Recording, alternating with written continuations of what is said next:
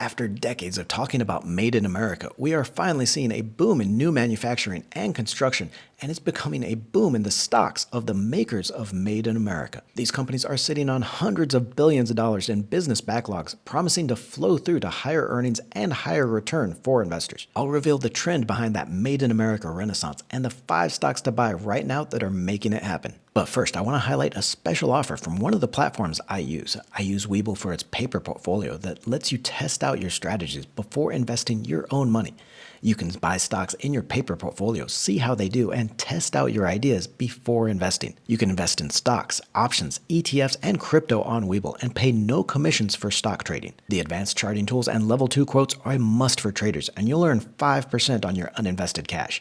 Webull offers transfer reimbursements up to $100 if you transfer from another investing account. Look for the link in the description below, sign up and deposit any amount, and you're going to receive up to 12 fractional shares of stock absolutely free, with each share worth up to $3,000. There is a lot to like here besides that 5% return on your cash, the free shares, and the stock simulator, so make sure you check out that link below. Back to our main topic though, and the renaissance in manufacturing that we're seeing right now in America. That trade war with China started that impetus, convincing U.S. businesses that they couldn't rely on low manufacturing costs overseas if it meant relying on our adversaries. The pandemic then was the catalyst that sent all this into overdrive. COVID snagged supply chains, clogged ports, and left manufacturers without a U.S. presence facing shortages. There was no doubt then U.S. businesses needed a production closer to home. From all this, we've seen mentions and plans for reshoring, nearshoring, and onshoring among companies in the Russell 3000 have increased threefold over the last 2 years. $500 billion, more than $516 billion in manufacturing and construction capital expenditures have already been committed over the past year, and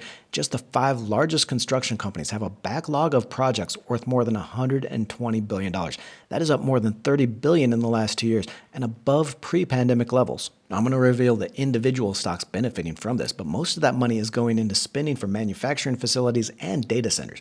Spending on construction and manufacturing reached $198 billion a year in August. That's jumping 66% from last year, according to the Bureau of Economic Analysis. And in this, I want to focus on 5 companies, 5 stocks in the engineering construction field that could benefit most from this theme, this trend in a renaissance in manufacturing in the United States. We're going to look at sales growth, expected sales growth, the operating margins, so that productivity, the balance sheet, and valuations on these 5 stocks. Really dig into the research and the fundamentals for these 5 stocks. Sterling Infrastructure first up here, ticker STLR. This is an infrastructure, transportation, and building solutions companies primarily operating in the South and Mid-Atlantic states. So a region that's seen the highest growth, really, the South, Mid-Atlantic, even the Northeast region. Sales are expected up 13% this year. We can go to the analysis tab here on Yahoo Finance, scroll down here a little bit, and with the revenue estimates, we can see revenue expected up 13% this year, 9.4, almost 10% up next year, $2 billion this year, $2.2 billion next year. Up here, earnings are expected to reach $4.10 a share this year, which would put the shares right at around 18.8 times on that PE basis. So the price of $69 per share divided by that 410, right around 18, 19 times on a price to earnings basis. If we go here to the statistics tab, we can compare the company against the other stocks in the space, see which ones have that competitive advantage in margin and productivity, the balance sheet, as well as their valuations for which ones you might want to focus on next. We can see here, if we scroll down, Sterling has an operating margin of 9.6%, profit margin of 6.5%. We want to focus on this operating margin. All you out there in the nation know this is one of my favorite fundamental measures. That operating margin is the what's left over after paying all the suppliers, all the manufacturing. So what's left over after paying the operating expenses. So this is the core profitability measure, this operating margin. That is your operating expense or your operating income divided by the revenue. Very important measure for you to look at every stock that you own. Make sure that it has a higher operating margin than its competitors,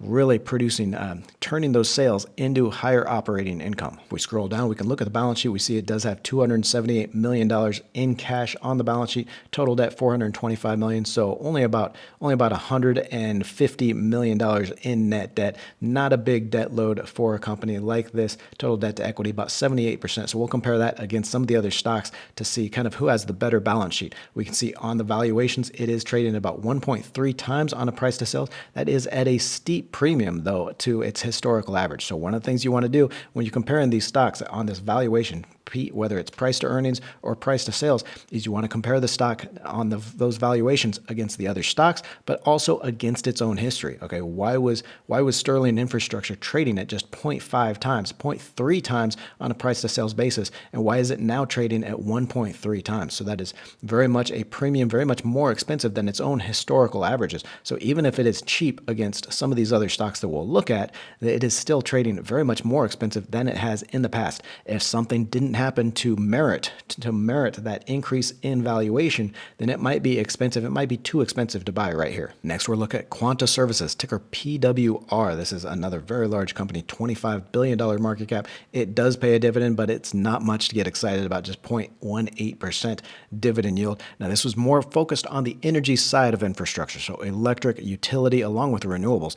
Renewables growth in the infrastructure spending is getting a bump over the next few years in that IRA bill that was signed just over the last couple of years, but not quite as much in some of the infrastructure building that we're talking about. We do see, though, that sales are expected 16% higher this year, 9.4% higher next year, so there is some strong push in infrastructure spending for those renewables, even if it's not really the theme that we're looking at with that manufacturing and data center spending that we're looking at. $19.8 billion in sales this year, $21.7 billion in sales expected next year.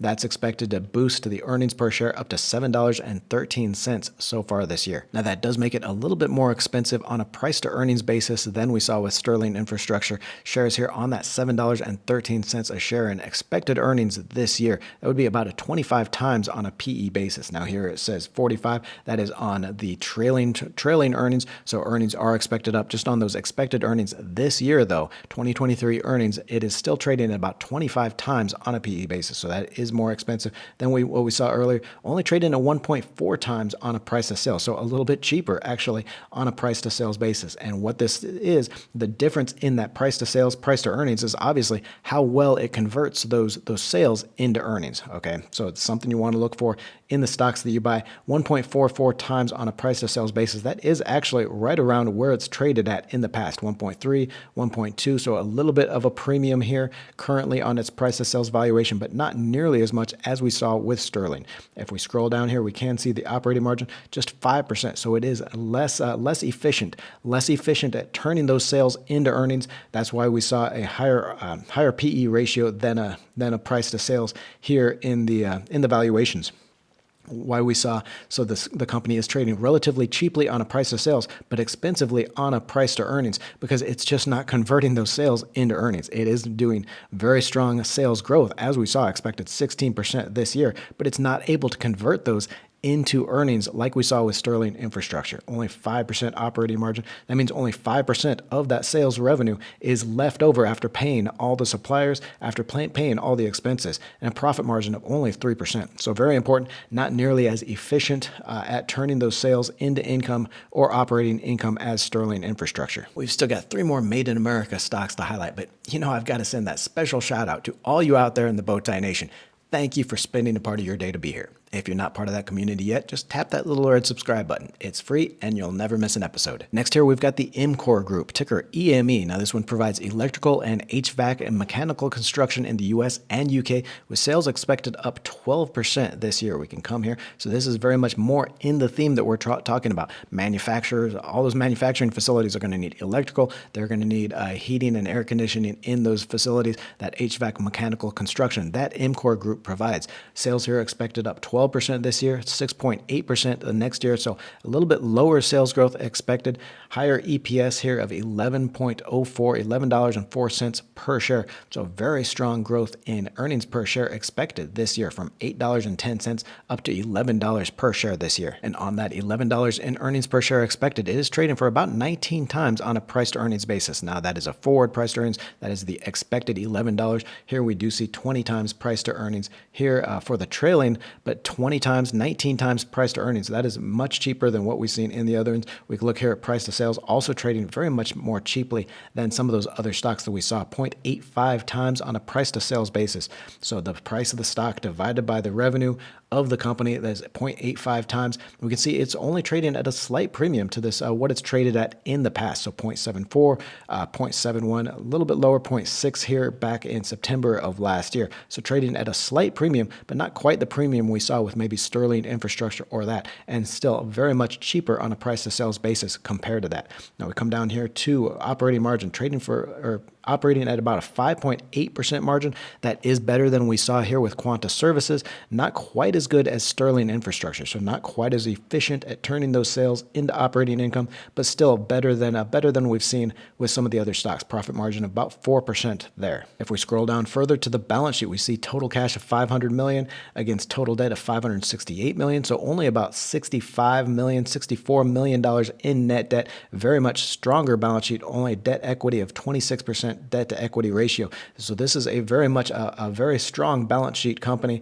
and good profit measures and very strong valuation. Here we are on another smaller company, $2.2 billion in market cap, MYR Group, ticker MYRG. No dividend here, but this is an electrical construction company in the US and Canada. So exposure to those utilities construction, but also to commercial and industrial segment electrical, to what we're looking at here, building out those manufacturing facilities with the electrical needs that they have. We can see here it does expect strong sales growth, 16% this year up to $3.5 billion, slowing down a little bit, 6% next year to $3.7 billion. But we do see fairly strong earnings per share growth, $5.76 this year from a little under $5 last year, and then up to $6.85 next year. So strong 2-year sales, or strong 2-year earnings per share growth for the company. On that $5.76 in earnings expected this year for 2023, we do see trading for right around the 25 times on a PE basis. So that would make it about average on a price to earnings basis, but price to sales very much cheaper, 0.66 times on a price to sales basis.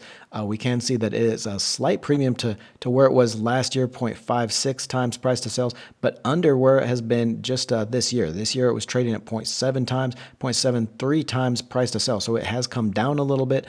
So it's trading at a discount to its most recent multiples, but a little bit of a premium to the longer term averages there. If we look here at the operating margin here, this is where the problem is.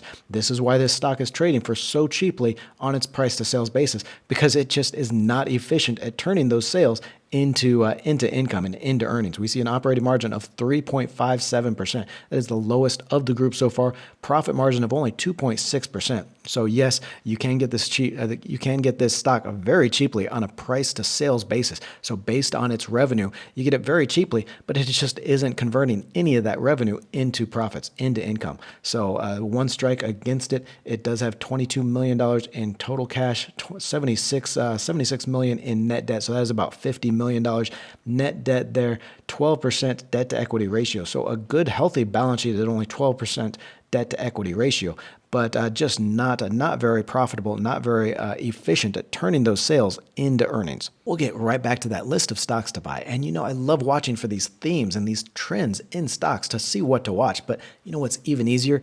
Finding those long-term trends, the universal forces driving all the stocks in a group that you can hold for the next 30 years.